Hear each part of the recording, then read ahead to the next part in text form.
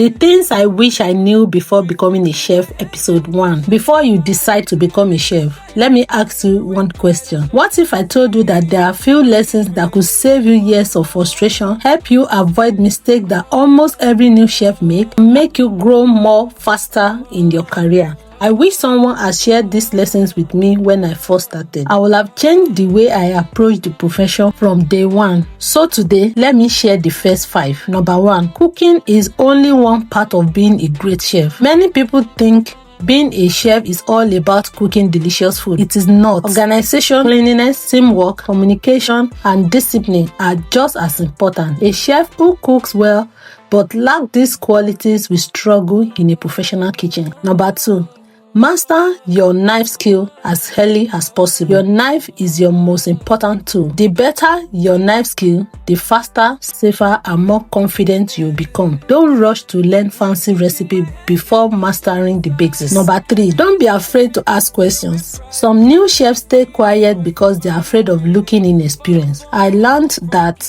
asking questions is one of the fastest ways to improve. Every experienced chef has knowledge that saves you months of even years of trials and error. Number 4, don't chase speed, chase consistency. When I started, I thought working faster was the goal. I later realized that accuracy comes first. Once you consistently do things the right way, speed will naturally follow. Number 5, learn to accept correction with humility. Every correction is a lesson. Don't take feedback personally. The chefs who improve the fastest are the ones who listen, learn, and apply what have been taught. These are just the first 5 lessons I wish I knew before becoming a chef. In episode 2, I will share 5 more lessons that completely changed the way I work in the kitchen, including the mistake that holds back many talented chefs without them even realizing it. If you are serious about becoming a professional chef, follow this journey. My goal is to help make your path easier than mine was. I will see you in episode 2. I'm Chef Nissi.